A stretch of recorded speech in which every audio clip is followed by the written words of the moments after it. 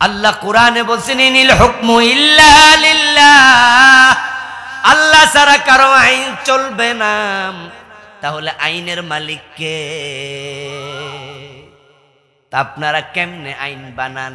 আল্লাহ বানাইছে একটা, আপনি বানান আরেকটা। এই অধিকার আপনারে দিল কে? আমরা মসজিদে যখন ঢুকি তখন তো আল্লাহর আইন মানি, ঠিক না? মানি 15 মিনিট থাকলে 15 মিনিটে মানি। ঢুকতে ডান পা, বের হতে বাম পা, আল্লাহু আকবার বলে নামাজ শুরু, সালাম ফিরিয়ে নামাজ শেষ। ইমাম মাগরিবের ফরজ 2 রাকাত পরে সালাম ফিরিয়ে দিছে ভুলে, আমরা পিছন দিয়া সবাই লোকমা দেই, হুজুর হইল না, ঠিক না? আর 1 রাকাত আছে, ভুল হইছে। আচ্ছা, ইমাম যদি আপনার বাবা হইতো লোকমা দিতেন না? আল্লাহর আইন এমন মানা মানে ইমাম ভুল করলো সারে না, অথচ এই বেটায় আবার আদালতের চেয়ারে যখন হাকিম হয়ে রায় দেয় তখন আল্লাহর আইনে একটা রায়ও দেয় না। আপনি মসজিদে গেলে আল্লাহর গোলাম, মসজিদের বাইরে বুঝি শয়তানের গোলাম। শিরিক করলে ঈমান যায়। কত রকমের শিরিক যে ঢুকেছে তার কোনো হিসাব নাই। আমার প্রিয় ভাইরা, দয়া করে আমার কথাগুলো ঈমানের স্বার্থে শুনবেন। মরে যাবেন যে কোনো দিন, রাজনৈতিক পরিচয় নিয়ে মরা যায় না। মরে গেলে রাজনীতি শেষ। সবাই মিলে আপনারে কবরে দেওয়ার সময় বলবে বিসমিল্লাহি ওয়া আলা মিল্লাতি রাসূলিল্লাহ, দিলাম রাসূলের দলে। এই জন্য আমার ওয়াজগুলো শুনেন একটু আল্লাহর দিকে তাকায়া, নিজের ইমানের স্বার্থে। যদি আপনার কলবে শিরিক ঢোকে আপনার ইমান শেষ। এই দেশে এখন শিরিক বন্যার পানির মতো ঢুকতেছে। এই যে কয়দিন পরে নির্বাচনটা আসতেছে, আমাদের কত নেতা না বুঝে শিরিক করবে। ওরা জানে না, বুঝে না, মাইক হাতে নিয়ে বলবে জনগণ সকল ক্ষমতার উৎস। এমন একটা স্লোগান বাংলাদেশে আছে না নাই? অথচ সকল ক্ষমতার মালিক কে? জনগণ ওসিলা হতে পারে, এর চেয়ে বেশি কিছু না।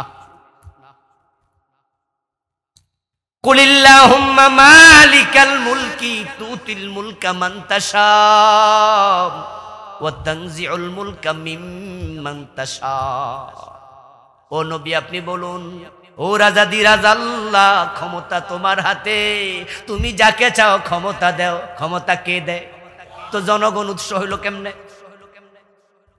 তুমি যাকে চাও ক্ষমতা ছিনিয়ে নাও। আল্লাহর আয়াত যে কত সত্য এটা তো আমরা গত আগস্টের 5 তারিখে দেখছি, ঠিক না? কেমনে আল্লাহ একজনের ক্ষমতা একদিনে তুড়ি মেরা নিয়ে গেল, আর একজনকে দুধ থেকে ডাইকা না চেয়ারে বসাই দিল। এদেশের বিএনপি, এদেশের জাতীয় পার্টি, এদেশের জামাত ইসলাম, নেজাম ইসলাম, হেফাজতে ইসলাম, হেরা সরকারের বিরোধিতা করলে 15 বছর সরেন মিয়া, সরেন মিয়া, আমরা বমু, আমরা বমু। আল্লাহ কয় না, ডক্টর ইউনূস বু, যেতে জীবনে ক্ষমতা চায় নাই, ঠিক না? এই বেড়া চিন্তা তো হাসিল না, চেয়ারে বইব, আল্লাহ আইনে হেরে বই। আর যারা ঘোষণা দিছে ভিশন 2041, 2041, এর আগে সারমুনা কেমন ঘোষণা দেয় নাই? 41 সনে পর্যন্ত আসি। আল্লাহ কয় জি না, 41 মিনিটও না। কি আজীব, কি আজীব, কি আজীব যে সালমান এফ রহমান তিনি দাড়ি মাড়ি কামাইয়া পলাইতে চাইছিল, পলাতে পারল না। আপনারা বলুন তো, বাস্তবতার আলোকে বলেন, একটা হেলিকপ্টার নিয়ে একা একা পলানোর মতো টাকা নাই? বেটা যদি 4 তারিখও টের পাইতো দেশে এরকম কিছু ঘটতে যাচ্ছে, বেটা তো 4 তারিখে ফলে যেত। বুঝেও নাই, ভাবেও নাই এটা হবে। এটা কল্পনাতীত, আমরাও ভাবি নাই। কি আজীব! আল্লাহ বলে, হ্যাঁ আমি ক্ষমতা দেই, আমি ক্ষমতা নেই। না হয় যদি যাত্রাবাড়ি থানার ওসির মতো ঘটনা ওয়াকার ঘটাতো। আপনারা শিক্ষিত সচেতন মানুষ, যাত্রাবাড়ি থানার ওসি সাহেবের নেতৃত্বে কয়েকশো রাউন্ড গুলি ছোড়া হয়েছে। 50-এর কম বেশি বাচ্চাকে রাস্তায় শহীদ করা হয়েছে। ওয়াকারকেও বলেছে, পুলিশ যদি গুলি করতে পারে তুমি পারবা না কেন? আর ওয়াকার যদি সেনাবাহিনীর অফিসারদেরকে বলতো গুলি করো, তাহলে হয়তো 2000 না 50,000 শহীদ হওয়া লাগতো। কিন্তু আসমানের মালিক বলছে ওয়াকার এটা তুই করিস না। ওয়াকারকে উনি সেনাপ্রধান বানিয়েছে, উনার আত্মীয়। আর ও বেটা যাইয়া কয় কি ম্যাডাম তাড়াতাড়ি জানগা 45 মিনিট। কি আজীব! এই তুমি বলো কেন? তুমি 45 মিনিট বলবা কেন? তুমি তো আমাকে প্রোটেকশন দিবা, তুমি আমার সেনাবাহিনীর প্রধান, তুমি বরং রাইফেল নিয়ে খাড়াই থাকো। আমি বঙ্গবন্ধুর কন্যা, আমি যাব না দেশ ছেড়ে, প্রয়োজন আমি মরে যাব, আসুক কে মারে দেখি। তাহলে পরিস্থিতি ভিন্ন হতে পারতো। কিন্তু ওয়াকার কয় পলান, উনিও কয় গেলাম। আল্লাহ বুঝিয়ে দিলেন যে ক্ষমতা পাবলিকের হাতে থাকে না, ক্ষমতা কার হাতে? আল্লাহ। শিরিক করবেন না। হিন্দুদের যখন আসে মূর্তি পূজা, কিছু লোক মুশরিক হয়, উলালে নাচ্চা মন্দিরে না যায় মুশরিক হয়। আজীব তো।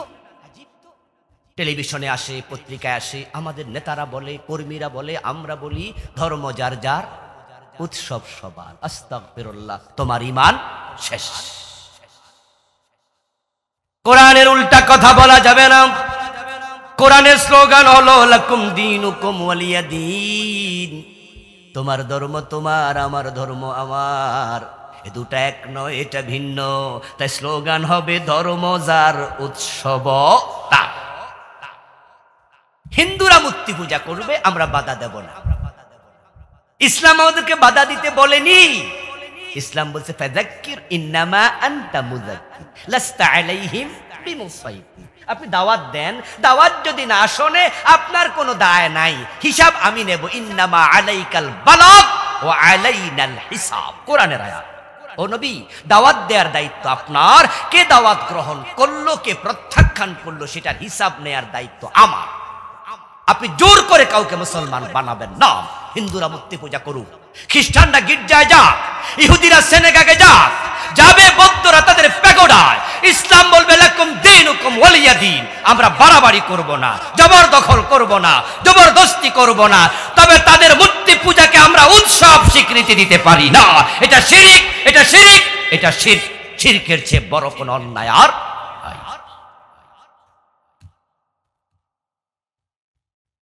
ঈমান ভেঙে যায় 10 কারণে। দ্বিতীয় কারণ গেল শিরক নিয়ে বই লিখেছি, এটাতে লিখেছি বাংলাদেশে চলমান 29টা। হতে পারে এমন একটা আপনি করছেন যেটা আপনি জানেনই না, এলেম নাই তো, শিখেন নাই তো, পেছে পড়ে গেছেন। এলেম শিখা নফল না ফরজ?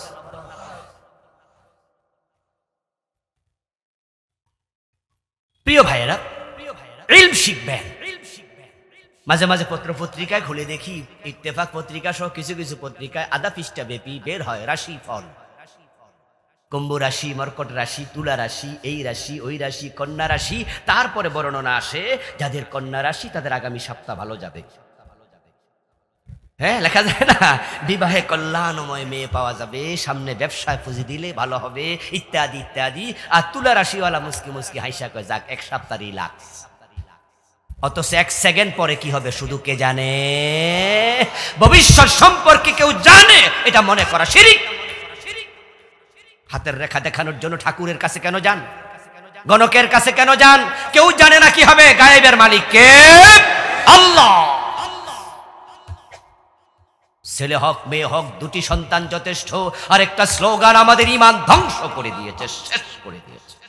শিখবেন, এই বইটা নিয়ে যাবেন, আমার ড্রাইভারের কাছে আছে। 8টা বই আছে, এটাও আছে। 29টা লিখেছি। কোনটা আপনার ভিতরে আছে আমি জানি না। আপনি মনে মনে ভাবছেন আল্লাহরে বলে দেবো আল্লাহ আমি জানি না, আল্লাহ বলবে জান্নাতে ঢুকে যাও। এত সোজা না? যাই না, বিষ খাইলে সমস্যা আছে না? নাই, মরে যাবেন। কিন্তু না জানলে কি হয়েছে? শরবত মনে করছিলেন তো শরবত না, এটা বিষ। খাইয়া দেখেন 12টা বাজে। ছেলে হোক মেয়ে হোক, দুটি যথেষ্ট। কেন বলে? বেশি হলে খাওয়াবে কে? তো তাহলে যে 2 জন আছে, সেই 2 জনরে খাওয়ায় কে? কথা বলবেন না আমার সাথে? ওই 2 জনরে খাওয়ায় কে? এই যে 2 জন যথেষ্ট, তাহলে 2 পর্যন্ত তো গেছেন নাকি? আচ্ছা, 2 পর্যন্ত যে গেলেন, 2 জনরে খাওয়ায় কে? তো আল্লাহকে 3য় জনকে খাওয়ানোর ক্ষমতা নাই। 4 জন হলে খাওয়াতে পারবে না। ঈমান কোথায় তোমার? এত হালকা কেন তোমার ঈমান? পৃথিবীর সবচেয়ে বেশি মানুষ চায়নাতে। চায়না কি গরিব দেশ? আহা, মুসলমান মানুষকে কখনো বোঝা মনে করবে না, বরং মানুষ হচ্ছে সম্পদ। قال رسول الله صلى الله عليه وسلم الناس معادن كمعادن الذهب والفضة رواه البخاري রাসূল বলে একটা মানুষ স্বর্ণের খনির মতো দামি তাকে প্রশিক্ষিত করো কাজে লাগাও ও ভাই পৃথিবীর যত জ্ঞানী গুণী পণ্ডিত লেখক সাহিত্যিক খোঁজ নিয়ে দেখেন অধিকাংশই বাবার দ্বিতীয় সন্তান না প্রথমটা তো নাই না চতুর্থ তৃতীয় পঞ্চম জাকির নায়েক নাকি নবম আমাদের রবীন্দ্রনাথ ঠাকুর নাকি 14তম না কত এইভাবে হিসাব দেন আবুল কালাম আজাদ বাসার আমিও পঞ্চম তো আমার বাবা দুইটা কইলে আমারে পাইতেন কই কথা বুঝেন না আমার বাপ যদি কইতো ছেলে হোক মেয়ে হোক দুইটা যথেষ্ট তাহলে আমিও তো দুনিয়া আইতাম না তো হুজুর পাইতেন কই আপনারা যারা এখানে আছেন আপনার বাবা যদি কইতো দুইয়ে শেষ তা আপনি আইতেন করতে বরং সন্তানকে মানুষ করেন কাজে লাগা মুখ দিয়েছেন যিনি আহারও দেবেন তিনি আমরা উসিলা দেব আমার বন্ধু তৃতীয় কারণ ঈমান ভাঙ্গার নিফাক যদি অন্তরে মুনাফিকি ঢোকে তাহলে ঈমান চলে যায় তাই মুনাফিকিকে অন্তরে জায়গা দেয়া যাবে না এখন কার অন্তরে মুনাফিকি আছে কেমনে বুঝবেন অন্তরের খবর জানে কে আল্লাহ বলে ওয়া ইযা কিলা লাহুম তাআলু ইলা মা আনজালাল্লাহ ওয়া ইলার রাসূল রাআইতাল মুনাফিকিনা ইয়াসুদ্দুনা আনকা সুদুদা ও প্রিয় নবী মুনাফিক কেমনে চিনবেন যখনই বলা হবে আসো কোরআনের দিকে আসো হাদিসের দিকে লিয়াহকুমা বাইনাহুম আমরা কোরআন হাদিস দিয়ে সমাজ চালাতে চাই দেশ চালাতে চাই ব্যক্তি চালাতে চাই বিচার করতে চাই তখন তারা বলবে এ কামে আমি নাই যারা কোরআনের আইনের পক্ষে আসে না ও নবী তারাই হলো মুনাফিক আর কেমনে বুঝাইলে বুঝবেন আল কাইয়িসু মান দানা নাফসাহু ওয়া আমিলা লিমা বা'দাল মাউত হাদিস তিরমিজি শরীফে আছে প্রিয় নবী সাল্লাল্লাহু আলাইহি সাল্লাম বলেন যে দুনিয়ার সচেতন তো সে মানুষটি যে আত্মসমালোচনা করে নিজেকে কোরআনের আয়নার সামনে দাঁড় করায় নিজেকে কোরআন হাদিসের সাথে মিলায় যদি মিলে আলহামদুলিল্লাহ বলে যদি না মিলে সংশোধন হয় সে হলো চালাক আপনি কোরআনের আইনের পক্ষে কেন আসেন না তাতে আপনি মুনাফিক কোরআনের আইনে কি শান্তি নাই আমার রাসূল কি দেশ দেখাইল সুবহানাল্লাহ যে যোগের নামে ছিল আইয়ামে জাহিলিয়া মারামারি হানাহানি কিলাকিলি হত্যা ধর্ষণ খুন বাবা নিজের মেয়েকে জীবিত কবর দেয় কোন পর্যায়ের মানুষ ওদেরকে তো মানুষ বলতে লজ্জা হয় কিন্তু ইসলাম যখন আসলো এমন সমাজ আসলো নবীজি বলেন খায়রুল কুরুনি করনি আমার যোগ দুনিয়ার সর্বসেরা যোগ চুরি নাই ডাকাতি নাই চিন্তাই নাই মারামারি নাই অর্ধ দুনিয়া হযরত ওমর চালালেন শান্তি কাকে বলে ওমর অর্ধ দুনিয়ার সম্রাট গাছতলায় দিনে দুপুরে একা একা ঘুমায় মাটির মাঝে শুয়ে কোনো বডিগার্ডের প্রয়োজন হয় না শান্তি কাকে বলে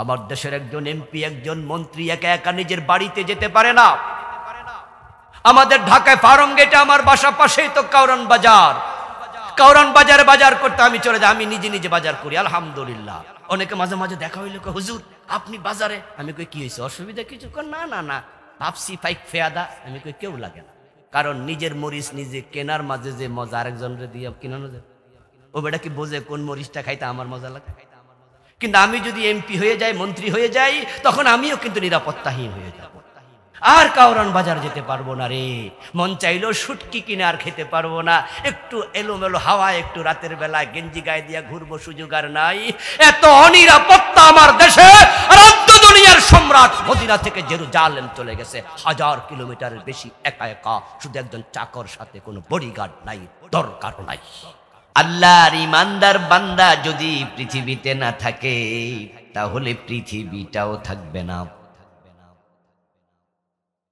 ইমানদার বিহীন পৃথিবী আল্লাহ রাখবেন না সহিহ মুসলিমে এসেছে قال رسول الله صلى الله عليه وسلم لا تقوم الساعة على أحد ইয়াকুলু আল্লাহ আল্লাহ। যতদিন পর্যন্ত আল্লাহ আল্লাহ বলার মতো একজন মুমিন বেঁচে থাকবে ততদিন কিয়ামত হবে না। আল্লাহ বলার মতো একজন মুমিন যদি থাকে আল্লাহ কিয়ামত করবেন না। কিন্তু আমরা সবাই জানি একদিন কিয়ামত হবেই।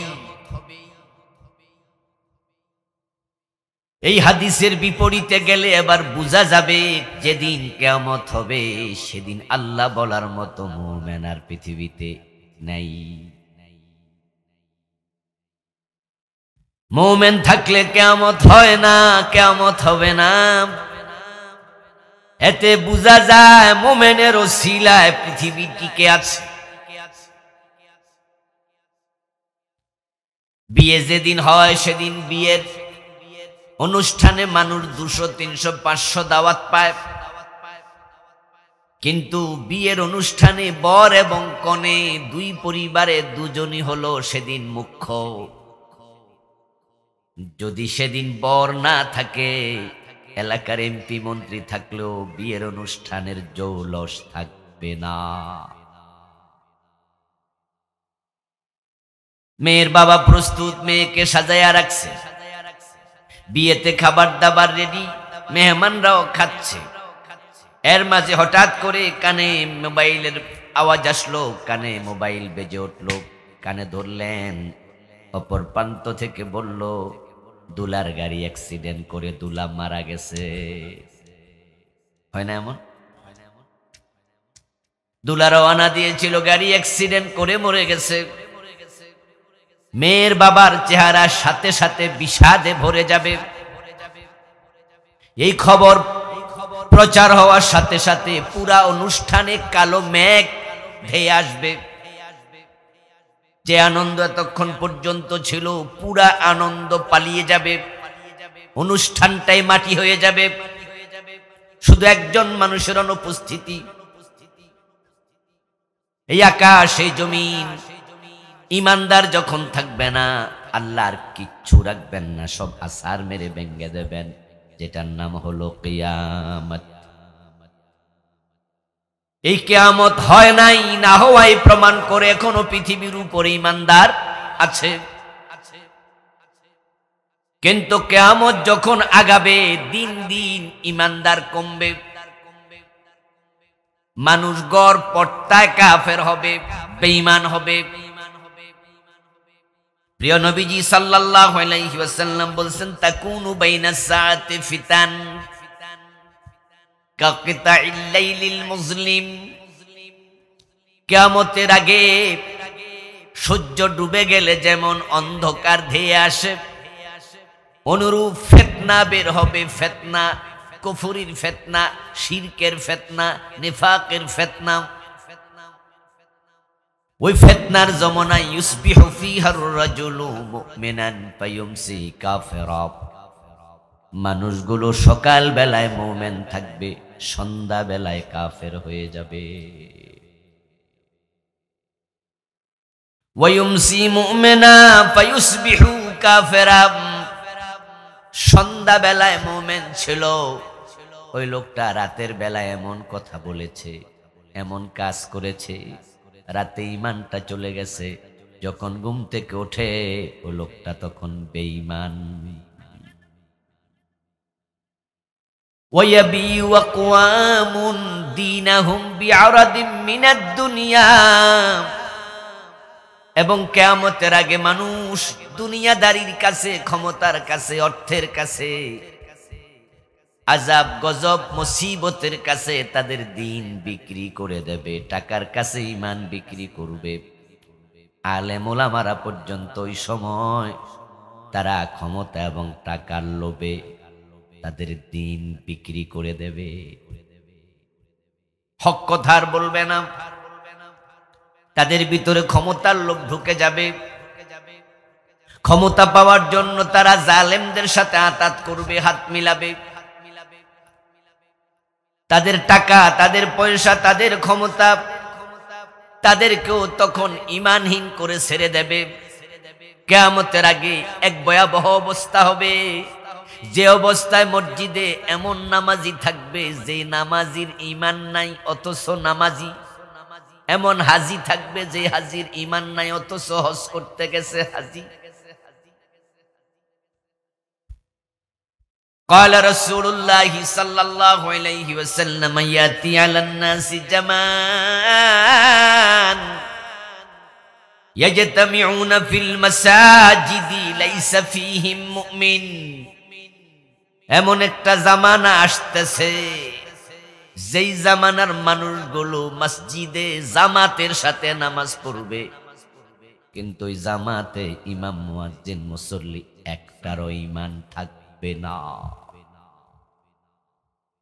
সব বেঈমান হয়ে যাবে অথচ নামাজ পড়বে। আল্লাহর নবী কখনো মিথ্যা বলেন না, এই জন্য মক্কার লোকেরা নবুয়তের আগে উনার নাম দিয়েছে সাদিক, সত্যবাদী। আবু জেহেলরা বলতে বাধ্য হয়েছে তুমি কোনোদিন মিথ্যা কথা বলনি।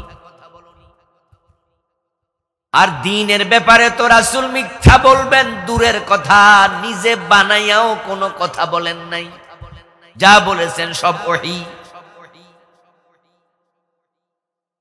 আল্লাহ বলেন মা ইয়ানতিকু আনিল হাওয়া ইন হুয়া ইল্লা ওয়াহয়ুন ইউহা।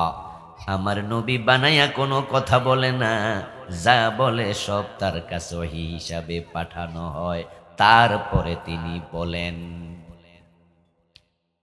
এই যে কিয়ামতের আগে মানুষ সকাল বেলায় মুমিন থাকবে, সন্ধ্যা বেলায় কাফের হবে।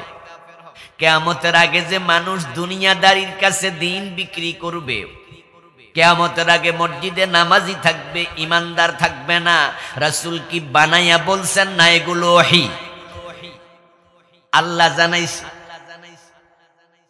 কিয়ামতের আগে কি কি হবে এগুলো হাদিসে আছে। আমি আখিরাত নিয়ে একটি বই লিখেছি, এটার নাম দিয়েছি আমি ওহীর আয়নায় পরকাল। অনেক মোটা বই, 396-98 পৃষ্ঠা, মানে 400 পৃষ্ঠা, অনেক বড় বই। এই বইতে আমি কিয়ামতের ছোট ছোট আলামত লিখেছি হাদিস থেকে 50টা। বড় আলামত তো অনেক লিখেছি, বড় বড় 11 থেকে 12টা আছে। এই যে রাসূলুল্লাহ বলছেন কিয়ামতের আগে দাজ্জাল আসবে, পশ্চিম দিকে সূর্য উদিত হবে, বলেন নাই? দাব্বাতুল আরদ বের হবে। রাসূলুল্লাহ সাল্লাল্লাহু আলাইহি ওয়াসাল্লাম কিয়ামতের ব্যাপারে অসংখ্য নিদর্শন বলেছেন, এগুলো হলো তার ভবিষ্যৎবাণী। আপনারা বলুন তো তিনি বানায়া বলছে না ওহী? তো মানুষ যে কিয়ামতের আগে ঈমান হারাবে এটাও আল্লাহর ওহী। এবার আপনাদের কাছে প্রশ্ন করি, একটু জবাব দিয়েন। রাসূল যে বলছে এমন একটা জামানা আসবে, ওইটা কি আসবে না এসে গেছে?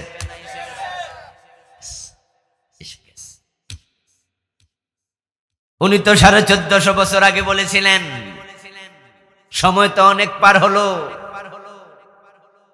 এমন মসজিদ থাকবে যে মসজিদে ইমানদার একজনও নাই, জামাতে নামাজ চলবে, রাসূল বলেছেন। ওই মসজিদ বাংলাদেশে আমি চিনি,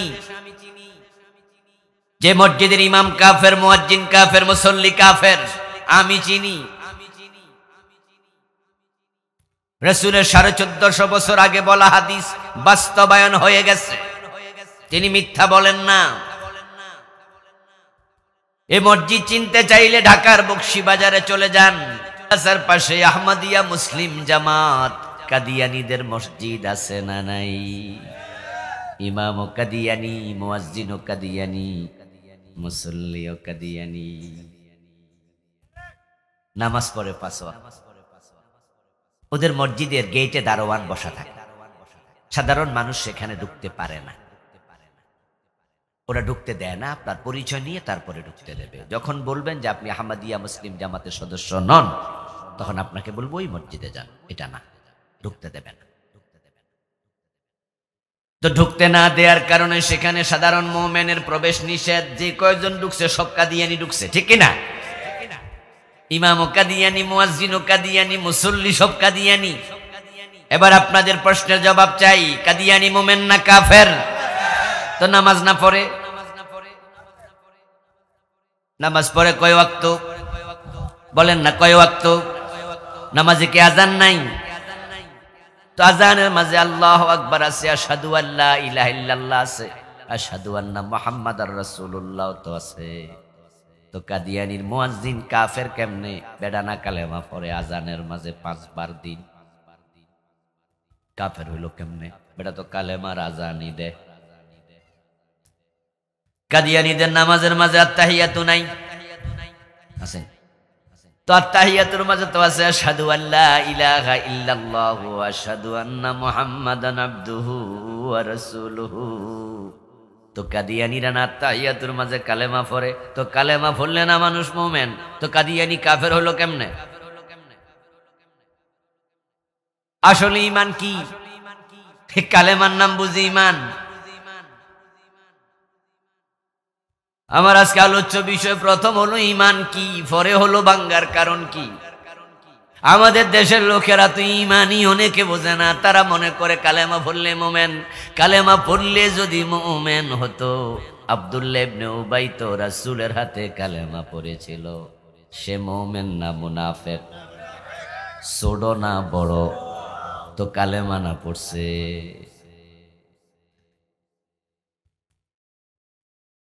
এ কোরআন মাজিদের বঙ্গানুবাদ যখন করা হয়, গিরিশচন্দ্র সেন এর বঙ্গানুবাদ করছিল পূর্ণ কোরআন।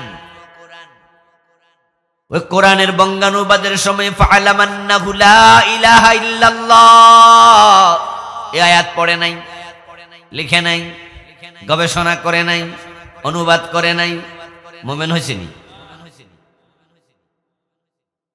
মুহাম্মাদুর রাসূলুল্লাহ ওয়াল্লাযীনা আমানু মাহু, কোরআনের মাঝে আছে মুহাম্মাদুর রাসূলুল্লাহ। এই অনুবাদ সে করেছে, শব্দ পড়েছে, লিখেছে, বলেছে, কিন্তু কালেমা বলল গিরিশচন্দ্র সেন মুমিন নয়। কালেমা পড়লে যদি মুমিন হতো, তাহলে কাদিয়ানী তো কালেমা পড়ে বটেই। মসজিদে গিয়ে আল্লাহকে সেজদা দেয়, আবার দরবারে যাইয়া পীরের পায়ে সেজদা দেয়। এমন লোক বাংলাদেশে 2-4 জন আছে না নাই? 2-4 জন না আরো বেশি? যারা পীরের পায়ে সেজদা দিল তার ঈমান আছে না গেছে? তো বেড়া না আবার কালেমা পড়ে, জিকির করে। যারা এই যে স্টেজের মাঝে ও লাফাইয়া লাফাইয়া জিকির করে, ওই জিকিরের মাঝে লা ইলাহা ইল্লাল্লাহ নাই, এই জিকিরে তো করে, বেড়াও করে, বেড়িও করে। মাথার গায়ের কাপড় ফালাইয়া বেড়া বেড়ি একসাথে জিকির করে লাফায়, পীরের পায়ে সেজদা দে, মাজারে সেজদা দে। যারা মাজারে সেজদা দেয় তারা মুমিন না মুশরিক? ঈমানওয়ালা না বেঈমান? ঈমান আছে না গেছে? তো কালেমা পড়ে লাভ কি?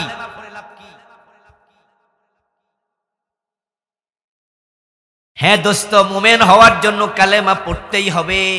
কালেমা না পড়ে মুমিন হওয়া যায় না। কিন্তু কালেমা পড়ার নিয়ম আছে, নিয়মের বাহিরে গিয়া পইরা কোনো লাভ নাই। ঈমান কেমনে আনবেন, নামাজ কেমনে পড়বেন, রোজা কেমনে রাখবেন, যাকাত কেমনে আদায় করবেন, হজ কেমনে করবেন, এটা মন মতো না সিস্টেম মতো। قال رسول الله صلى الله عليه وسلم خذوا عني مناسككم। রাসূলুল্লাহ বলছেন, তোমাদের ইসলাম তোমরা আমি নবী মুহাম্মদ থেকে গ্রহণ করো, আমি নবী মুহাম্মদ থেকে নেও। সাল্লু কামা রাআইতুমুনি উসাল্লি, তোমার নামাজ তোমার মতো নয়, আমি নবীর মতো, আমি যেভাবে পড়ি তুমি সেভাবেই। আপনি সকাল 7টা বাজে ঘুম থেকে উঠলেন, 5টা 5:30 বাজে উঠলেন, উঠে আপনি ভাবলেন রোজা রাখবেন। রোজা রাখতে সাহারি খেতে হয়। আপনি সকাল 5টা বাজে, 5:30, 6টা বাজে সাহারি খাইলেন, রোজা হইব নাকি? আপনার মন মতো চলবে নাকি? রোজার দিন ঘুম থেকে উঠেছেন, উঠতে উঠতে সাহারির সময় শেষ, চারদিকে আজান শুরু হয়ে গেছে, অথবা আজান আরো 20 মিনিট আধা ঘন্টা আগে হয়ে গেছে, সূর্য উঠবার আধা ঘন্টা আছে, আপনি তখন সাহারি খাবেন না। সাহারি না খাই আপনাকে রোজা রাখতে হবে, এটা ইসলামের আইন। সাহারি খেলে ওই দিনের রোজা ভেঙে যাবে। আপনার পিপাসা যতই লাগুক, ক্ষুধা যতই লাগুক, সন্ধ্যাবেলা সূর্য ডোবার আগে ইফতার করলে রোজা থাকবে, রোজাটা ভেঙে যাবে, আপনার মন মতো চলবে না। আল্লাহর এক বান্দা তার বউ নিয়ে গেছে মক্কায়, 5-7 দিন থাইকা বাড়িতে আসছে। বাড়িতে আইসা এলাকার লোকদেরকে বলতেছে, আলহামদুলিল্লাহ আমরা জামাই মহিলা হজ করে আইছি। আপনি বললেন কি যে কোন হজ করলেন কবে? কই যে গত সপ্তাহে গেছিলাম।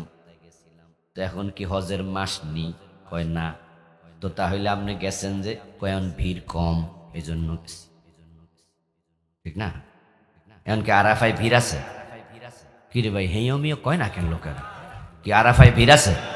মিনায় মুজদালিফায় কোনো ভিড় আছে? এখন নীরবে ফাতর মারা যাবে, খুব শান্ত, কোনো ধাক্কা ধাক্কি নেই।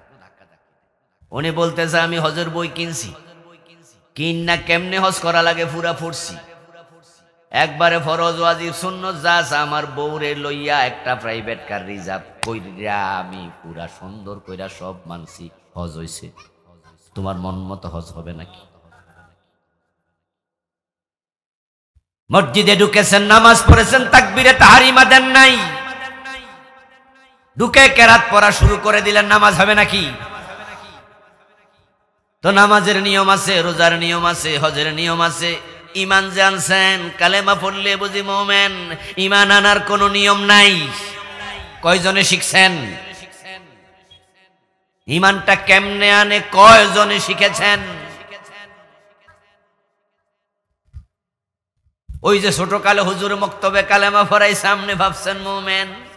এই জন্য ইমানদার মুমিনেরা আল্লাহরেও ডাকে, ইসলামও মানে, আবার আল্লাহর আইনের কথা শুনলে চেহারা কারো করে ফেলে। আল্লাহর আইনের কথা যারা কয় তাদেরকে রাজাকার বলে গালি দেয়, যুদ্ধাপরাধী বলে, মৌলবাদী বলে। শুধু আল্লাহর আইনের কথা কওয়ার কারণে ফাঁসিতেও ঝুলাইয়া দেয়। যে জুলাইছে হেও কালেমাওয়ালা, যারে জুলাইছে হেও কালেমাওয়ালা।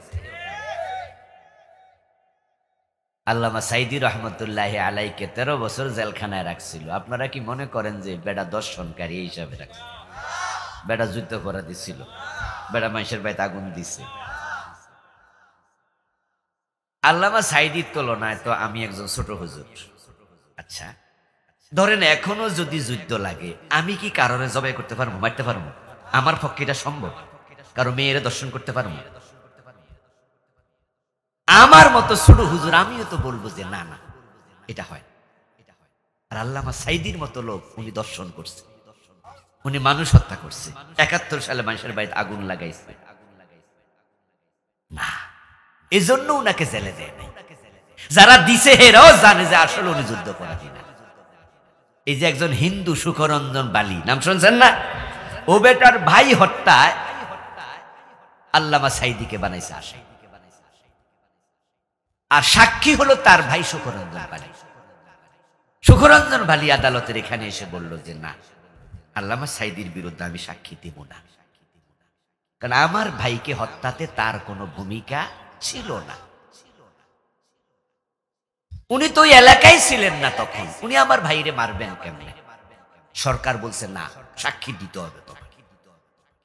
উনি বলছে আমার পক্ষে সম্ভব না। তখন হাইকোর্টের সামনে থেকে উনাকে কিডন্যাপ করে ইন্ডিয়া নিয়ে গেছে। 5 বছরের কাছাকাছি সময় ইন্ডিয়া জেলখানায় রাখছে।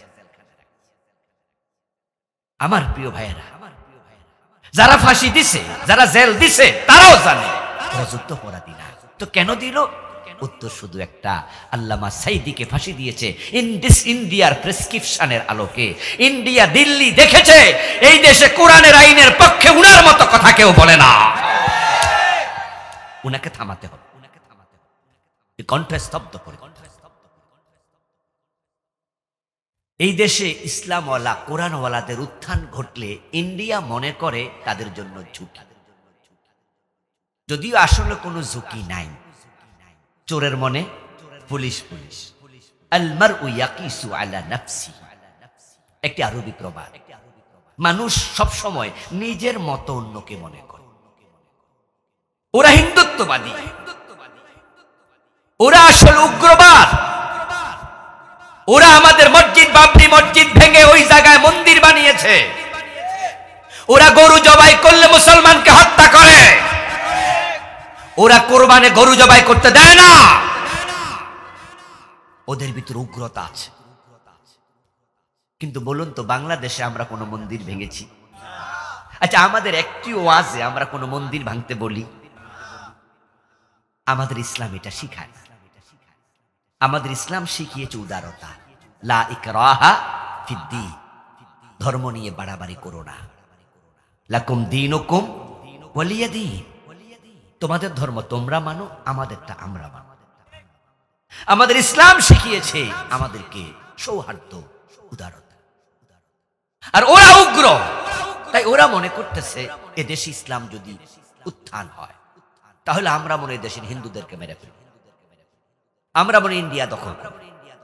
এই ভুল চিন্তা তাদের ভিতরে কে বা কারা ঢুকিয়েছে, অথবা নিজেরা নিজের আয়নায় তো নিজের চেহারাই দেখে। নিজে যেমন অন্যকে তেমন ভাবে। রাতে ৩টা বাজে চোর আসছে চুরি করে, এসে পুকুরে গেছে, হাত পা ধুইয়া ঘরে ঢুকবে, দেখে পুকুরের ওই পারে ওইখানের ঘাটলায় কে জানি হাত পা ধুইছে। চোর মনে করতেছে যে আমি যেমন চোর, ও মনে আরেক চোর। আর ওই পাশে একবার তাহাজ্জুদ পড়তে উঠছে, ও তাহাজ্জুদ গুজার লোক মনে মনে ভাবে, আরে তাহাজ্জুদে শুধু আমি উঠি না, তাহলে ওই বাড়িতে একজন তাহাজ্জুদ গুজার আছে। আল মারউ ইয়াকিসু আলা নাফসি, মানুষ নিজে যেমন অন্যকে তাই ভাবে। তারা ভাবছে ইসলামের উত্থান হলে আমরা তাদেরকে শেষ করে দেব। এটা মিথ্যা ধারণা তাদের, কারণ আমরা ভারতবর্ষ 1000 বছরের মতো শাসন করেছি। দিল্লির মুঘল সাম্রাজ্য শত শত বছর ভারতবর্ষ শাসন করেছে। যদি মুসলমানরা ক্ষমতা পাইলে হিন্দুদেরকে কতল করত, মন্দির ভেঙে দিত, 1000 বছরের ইতিহাসে হিন্দুদের অস্তিত্ব ভারতবর্ষে থাকার কথা ছিল না। হুমায়ুন, বাবর, আওরঙ্গজেব, আলমগীর, আমরা জানি যে তারা শত শত বছর মোগল সাম্রাজ্য তারা চালিয়েছে। কই আমরা তো কোনো মন্দির ভাঙিনি। ওরা ভাবছে বাংলাদেশে ইসলামের উত্থান হলে হিন্দুদের ক্ষতি হয়ে যাবে। এজন্য আল্লামা সাইদি রহমাতুল্লাহি আলাইহি এবং 11 জন বড় বড় ইসলামী দলের নেতাকে ফাঁসি দিয়েছে। সবটা ছিল ইন্ডিয়ার প্রেসক্রিপশন। বাংলাদেশে ইসলামী দল করে না, আল্লাহর কোরআনের আইনের কথা একদিনও বলে না। এমন আলেম যারা আছে তাদের কয়জন রে ফাঁসি দিছে, কয়জন রে জেলে নিছে। আপনি লক্ষ্য করুন, নামাজ পড়ে, রোজা রাখে, বড় মাদ্রাসায় পড়ায়, বড় মুহাদ্দিস, এবং উনি পীর সাহেব, উনার হাজার হাজার মুরিদ, উনিও ইসলাম মানে, কিন্তু উনাকে ফাঁসিও দেয় না, উনাকে জেলেও দেয় না, উনাকে মামলাও দেয় না। আর ওই দলের নেতাকে ফাঁসি দেয়, মামলা দেয়, কারণটা কি? সাইদিরে জেলে দেয়, কারণটা কি? আমি আবুল কালাম আজাদ আপনাদের এই থানা কটিয়াদি পাকুন্দিয়ায় 5 বছর আমিও তো আসতে পারি নাই। আমি কি যুদ্ধ অপরাধী? আমার তো জন্মই হলো স্বাধীনতার 4-5 বছর পর। আমারও পড়ারটা কি? যদি সুযোগ থাকতো, আমার বয়সে কুলাতো, তারা তো আমারও যুদ্ধ অপরাধী বানাইতো, ঠিক না? ডেফিনেটলি আমার নাম ঢুকাই দিত।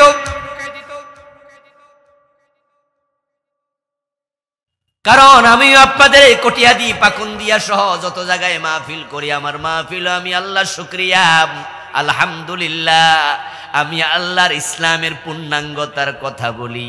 আমি একামতে দ্বীনের পক্ষের কর্মী, তাই তারা আমারেও বানাইতো যুদ্ধাপরাধী। এখন ইন্ডিয়া এসে তো আর ফাঁসি দেয় নাই, ফাঁসি তো দিল এই দেশের কিছু মানুষ। ইন্ডিয়ার মোদি এসে তো আর সাইদিরে জেলে ঢুকায় নাই, ঢুকাইল তো এই দেশের কিছু মানুষ। এখন তোমরা যদি তাদের চিন্তা বাস্তবায়ন করো, তারা ইসলামের উত্থান চায় না, আর তোমরাও তাদের কথা মতো ইসলামওয়ালাদেরকে মারো, তাহলে তাদের চরিত্রের মাঝে আর তোমার চরিত্রের মাঝে কোনো ফারাক নাই। ও দোস্ত, ঈমান কি কালেমা পড়লে মুমিন না? তবে হ্যাঁ, ঈমানের জন্য কালেমা পড়তে হয়। এখন কেমনে কালেমা পড়লে মুমিন হয়? আবার কোরআন থেকে শুনুন। আল্লাহ তাআলা কোরআন মাজিদে বলছেন, ফামান ইয়াকফুর বিত্তাগুতি ওয়া ইউমিন বিল্লাহি ফাকাদ ইসতামসাকা বিল উরওয়াতিল উসকা লা ইনফিসামা লাহা। কালেমা পড়ার নিয়ম, ইমানদার হওয়ার নিয়ম আল্লাহ শিখাচ্ছে কোরআনে। ফামান ইয়াকফুর বিত্তাগুত, ইমানদার হওয়ার জন্য প্রথম শর্ত আপনি তাগুতের সাথে কুফরি করবেন। নামাজ পড়ার জন্য প্রথম শর্ত আপনি ওযু গোসল করা লাগবে, ঠিক না? যদি গোসল ফরজ হয় গোসল করেন, নসেত আপনার ওযু। যদি আপনি ওযু গোসল না থাকে, আপনার নামাজ পড়ার কোনো অনুমতি নাই, সুযোগ নাই। পবিত্রতা শর্ত। পানি পান না তায়াম্মুম করেন। কি আমার সাথে কারো দ্বিমত আছে? নামাজ পড়িতে হইলে আপনাকে অবশ্যই প্রস্তুতি নিতেই হবে, ওযু, গোসল অথবা তায়াম্মুম। তারপরে এবার সতর ডাকবেন, এরপরে এবার আপনার নামাজ স্টার্ট। যদি আপনার ওযু নাই, গোসল নাই, আপনার সতর ডাকা নাই, আপনি নামাজ পড়া শুরু করেন, নামাজ হবে? কালেমা পড়লে মুমিন নয়। ঈমান আনার জন্য আল্লাহ বলছে এক নাম্বার নিয়ম, ফামান ইয়াকফুর বিত্তাগুত, যে ব্যক্তি তাগুতের সাথে কুফরি করল, ওয়া ইউমিন বিল্লাহ, এবং এখন এবার বলবে আল্লাহর উপর ঈমান আনছি, লা ইলাহা ইল্লাল্লাহ, তাহলে ফাকাদ ইসতামসাকা বিল উরওয়াতিল উসকা, সে এমন একটি রশির সন্ধান পেল, লা ইনফিসামা লাহা, যা ছিড়বে না। ওই কালেমা তাকে টেনে টেনে আল্লাহর জান্নাতে নিয়ে যাবে। আপনি তাগুতের সাথে সম্পর্ক ছিন্ন করেন নাই, আপনি কোটিবার কালেমা পড়ো, আপনি মুমিন হন নাই। এখন তাগুতের সাথে সম্পর্ক কেমনে ছিন্ন করবেন শিখতে হবে। ঈমান শিখার জিনিস, ঈমান বুঝার জিনিস, ঈমান আনার জিনিস। লা ইলাহা ইল্লাল্লাহ পড়লে মুমিন যদি হতো, আপনার এলাকায় কত হিন্দু আছে যে কালেমা পারে? মক্তবের পাশ দিয়ে হাঁটতে যদি যায়, বাজারে যায়, আসতে থাকে, যাইতে থাকে, পোলাপানের কালেমা শুনতে শুনতে কত হিন্দু কালেমা মুখস্থ কইরা লায়। শুধু কালেমা না, মক্তবের পাশে 2-4 মাস হাঁটলে সূরা ফাতিহা মুখস্থ হয়ে যাবে। তাই বলে কি মুমিন? ঈমান হলো একটি চেতনা, ঈমান হলো একটা বিশ্বাস, ঈমান হলো একটা বিদ্রোহ, ঈমান হলো একটা বিপ্লব, একটা রেভুলেশন। ঈমান হচ্ছে আমূল পরিবর্তনের নাম। 71-এ দেশটা যখন স্বাধীনতার আগে ছিল, এটা ছিল একটি ভিন্ন দেশ, নাম ছিল পাকিস্তান, পূর্ব পাকিস্তান। ঠিক যখন দেশটা চেঞ্জ হলো, স্বাধীন হলো, সাথে সাথে সব উল্টা, একবারে আগের আর কিচ্ছু নাই। স্বাধীনতার আগের প্রেসিডেন্ট যিনি, পরে আরেকজন। স্বাধীনতার আগে দেশের নাম, পরে আরেক নাম। স্বাধীনতার আগে রাজধানী একটা, স্বাধীনতার পরে আরেকটা। স্বাধীনতার আগে প্রধানমন্ত্রী একজন, স্বাধীনতার পরে আরেকজন। স্বাধীনতার আগে টাকা একরকম, স্বাধীনতার পরে টাকা আরেক রকম, ঠিক না? পুরা চেঞ্জ। ঈমান ঠিক তাই। কোন ব্যক্তি মুমিন হওয়ার আগের জীবন আর মুমিন হওয়ার পরের জীবন কখনো একরকম হতে পারে না। কালেমা পড়ার আগে সুদ খায়, পরেও খায়। কালেমা পড়ার আগে গোশ খায়, কালেমা পড়ার পরেও খায়। কালেমা পড়ার আগে আল্লাহর আইন মানে না, কালেমা পড়ার পরেও মানে না। কালেমা পড়ার আগেও ইসলামের উল্টা কথা, পরে উল্টা কথা। ও হিন্দুর চরিত্র যেমন তোমার চরিত্র তেমন। তোমার এই কালেমা তোমাকে মুমিন বানাতে পারে নাই।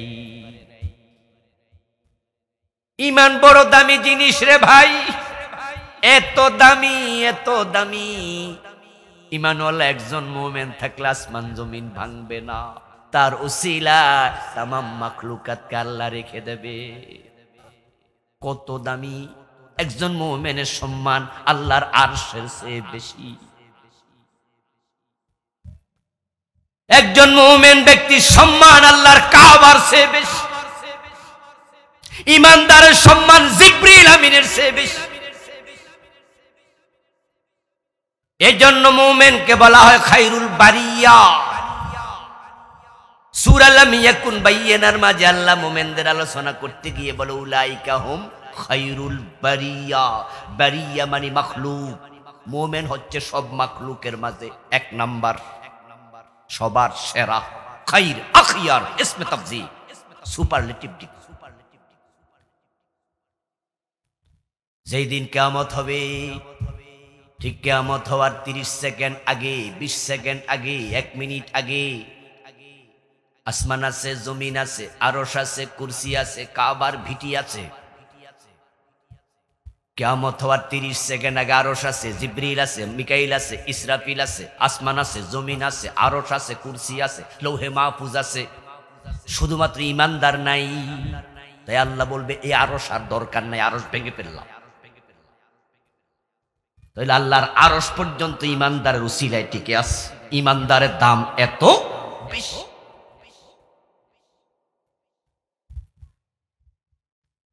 হযরত মূসা আলাইহিস সালাম আল্লাহ তাআলার কাছে একদিন বললেন, ইয়া রাব্বি আল্লিমনি শাইআন আযকুরুকা বিহি। ও আমার রব, আপনার সাথে তুর পাহাড়ে এসে কথা বলি, বড় মজা লাগে, কিন্তু যখন বাড়ি চলে যাই তখন বড় শূন্যতা অনুভব করি। আপনি আমাকে এমন একটা জিকির শিখাইয়া দেন, বাড়ি যাওয়ার পরও আমি এটা বলবো, জপব, আর আমার কাছে মনে হবে আপনার সাথে কথা বলছি, শূন্যতা অনুভব হবে না। আল্লাহ বলে, মূসা কুল লা ইলাহা ইল্লাল্লাহ, তুমি তাহলে যখন একা একা থাকবা, শূন্যতা অনুভব করবা, লা ইলাহা ইল্লাল্লাহ এই জিকিরটা করিও। মূসা আলাইহিস সালাম বলে, ইয়া রাব্বি উরিদু শাইআন তাখুসুনি বিহি। ও আমার আল্লাহ, এটা তো জেনারেল কালেমা, এই কালেমা তো আমি প্রচার করি, এটা তো মানুষও জিকির করে। উরিদু শাইআ, আমি এমন কিছু চাই, তাখুসুনি বিহি, যেটা আপনি খাস করে দেবেন আমার সাথে, আমি নবী এই হিসাবে এটা স্পেশাল আমার জন্য হবে। আল্লাহ তখন বলি, ইয়া মূসা লাউ আন্নাস সামাওয়াতি সাবআ ওয়াল আরদিনা সাবআ ফি কিফাতিন ওয়া লা ইলাহা ইল্লাল্লাহ ফি কিফাতিন লামালাত বিহিম লা বিহিন্না লা ইলাহা ইল্লাল্লাহ। তুমি এসে দামি কালেমা, স্পেশাল কালেমা আমার কাছে খুঁজতেছো, আমার কাছে সে দামি কোনো কালেমা আর নাই। ও মূসা, কালেমা পড়ে মানুষ মুমিন হয়, এইটার নাম ঈমান। যদি শতাকাশ সাত জমিন এক পাল্লায় রাখা হয়, আল্লাহ ইলাহা ইল্লাল্লাহ এই কালেমা এক পাল্লায় রাখা হয়, এই কালেমার পাল্লাটার ওজন হবে শতাকাশ সাত জমিনের চেয়েও বেশি।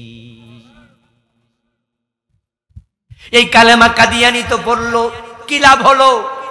গিরিশচন্দ্র তো পড়ল, কি লাভ হলো? কারণ তারা তাগুতের সাথে সম্পর্ক বিচ্ছিন্ন করে পড়ে নাই। ও বন্ধু, অমুকের সুন্দরী বউ জামাই থাকে বিদেশ, 10 বছর বাড়িতে আসে না, মেয়েটাও বিয়ের পরে স্বামী হারা, বিয়ের 3 দিন পরে স্বামী বিদেশ চলে গেল। এত সুন্দরী মেয়েরে এলাকায় আর নাই। কত ধনীর দুলালেরা চেয়েছিল এই মেয়েটা বিয়ে করতে, তার বাবা দেয় নাই। এমন পোলার কাছে দিছে যে পোলা বিয়ের পর বিদেশ চলে গেল, 10 বছর আসে না। এখন বলুন তো, মেয়ের বাবা চাইলে কি আরেকজনের কাছে বিয়ে দিতে পারবে? পরের বউ বিয়ে দেয়া যায়? এখন যদি বিয়ে দিতে চায় তাহলে একটা সিস্টেম আছে, এটা হলো তালাক করতে হবে। আগের জামাইয়ের লগে তালাক, তারপরে বিয়ে চিন্তা। ছেলের কাছে এবার মেয়ের বাবা ফোন দেবে, এলাকার মাতাব্বরেরা সর্দারেরা ফোন দেবে, কিরে বেটা বিয়া কইরা বিদেশ গেলি 10 বছর আইস না, এই মাইয়ার কি জীবন যৌবন নাই, কবে আইবি? ওই ফোলা কয় যে না 10 বছর আরো আমু না। তো আরেক বেটার মাইয়া বিয়া কইরা ঝুলাই রাখলি কেন? ওই মাইয়ার তালাক দে বেটা, তোর মতো ফোলা দরকার নাই। জামাই যদি রাজি হয় ঠিক আছে, আমি যেহেতু দেশে যাবো না এ বউ থাকগা। এবার বেড়া পাড়াইছে তালাক নামা, 3 মাস 3 হায়াত যাওয়ার পরে নতুন করে বিবাহের সুযোগ আছে, কিন্তু অন্যের বউ থাকা অবস্থায় বিয়ে হয় না। ঈমান যদি আনতে চাও তাগুতের সাথে সম্পর্ক রেখো না, তাগুতের সাথে সম্পর্ক রাখলে কালেমা পড়লো মুমিন হওয়া যায় না।